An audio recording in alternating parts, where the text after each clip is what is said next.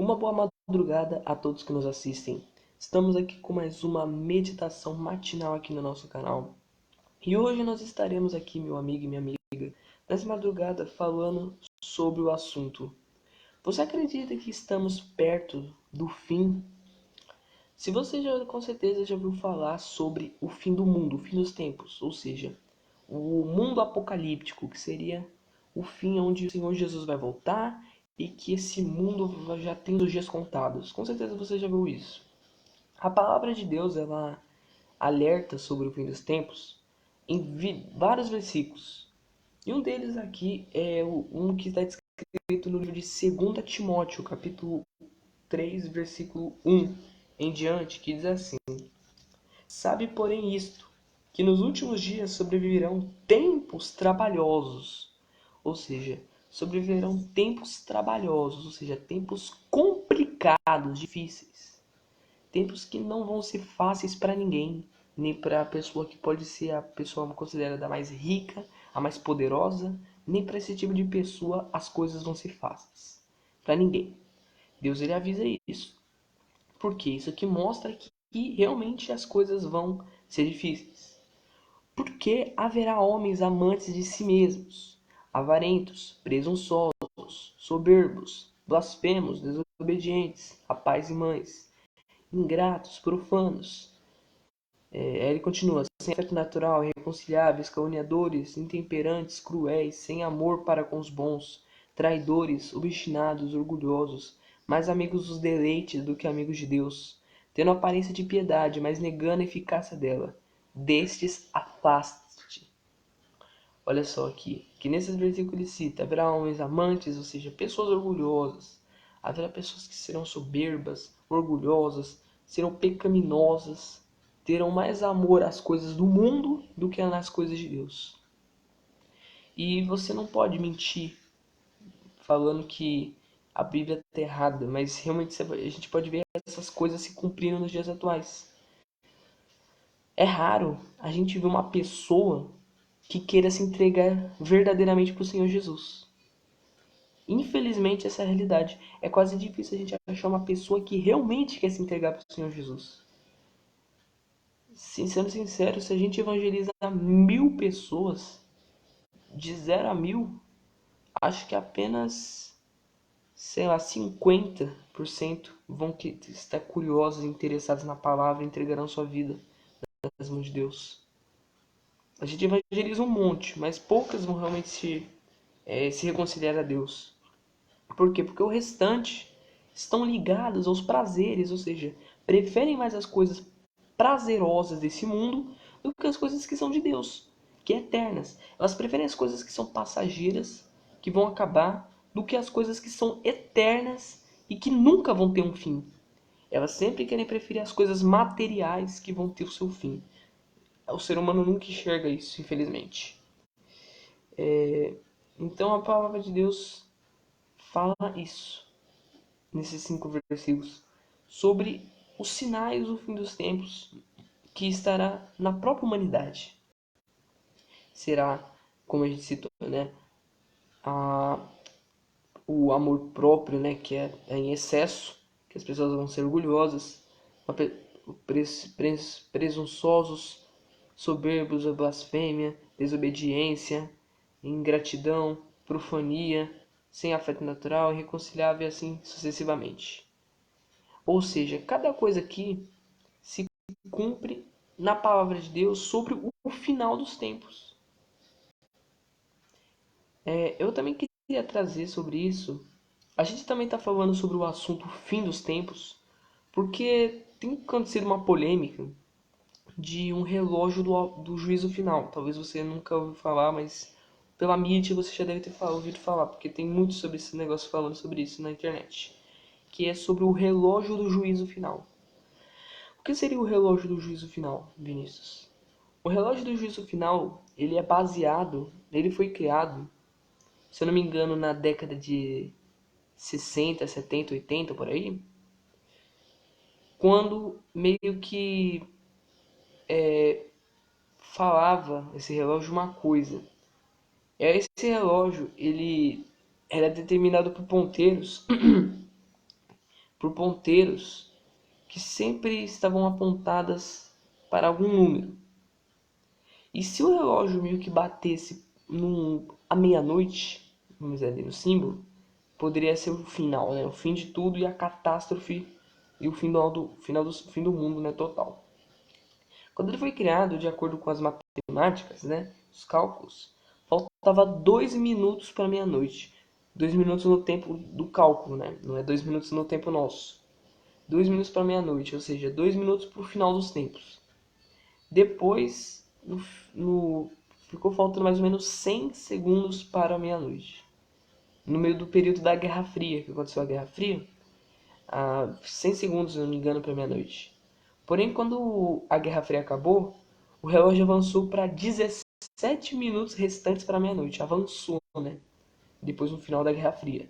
Aí agora recentemente foi falado que falta 90 segundos para meia-noite, nesse momento. Ou seja, 90 segundos para o juízo final. A gente não deve acreditar também nessas coisas porque realmente isso é uma invenção do ser humano. A gente não pode confirmar literalmente também sobre isso, mas também a gente não pode negar.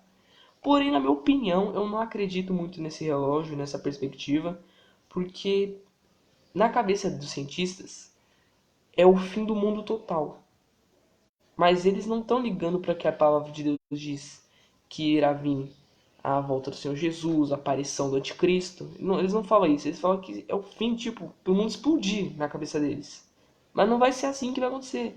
As pessoas podem acreditar nessas teorias, mas não vai ser assim. Vai ser de acordo com a palavra de Deus. Não vai ser de acordo com isso. Tanto que é uma invenção humana. Então a gente entende assim. O relógio ele diz isso, mas não é porque o relógio estava dizendo isso que eu estou gravando esse vídeo. Mas sim porque o fim dos tempos realmente está próximo. Está muito próximo por causa das pessoas. O terremoto lá entre a Síria e a Turquia, se não me engano, na Síria e a Turquia, praticamente esse lugar onde houve o terremoto, deu até para ouvir em Israel, que você deve ter visto essa mídia, também é um outro sinal do final dos tempos.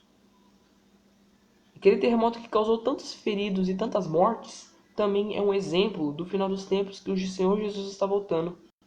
Ou seja, tudo o que acontece é porque o Senhor Jesus está voltando. A gente vê que a própria natureza está se revoltando contra a humanidade. Porque isso cita a volta do Senhor Jesus. Cita a volta do Senhor Jesus. Uma vez eu estava aprendendo, estudando, que quando vai acontecer algum desastre natural, tipo tsunami, terremoto, alguma coisa assim, a natureza dá um sinal. Olha só, a natureza dá um sinal de que vai acontecer. Quando vai acontecer um tsunami, o mar, ou a onda que bate assim na areia, ela vai se afastar para trás, que vai surgir aquela onda, né, gigantesca.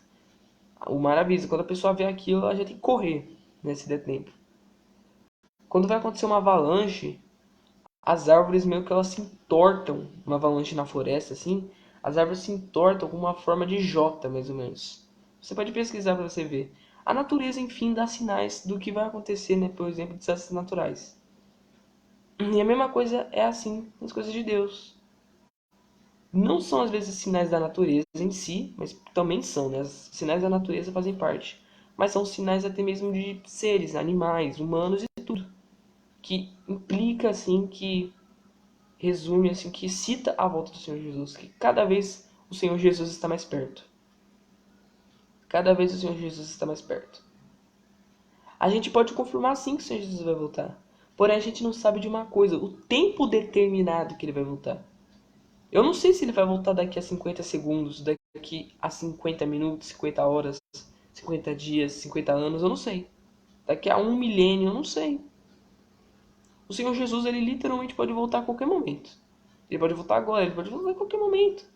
A qualquer momento. É só dar a ordem do próprio Deus, que é o Pai, e pronto. Vai acontecer o arrebatamento.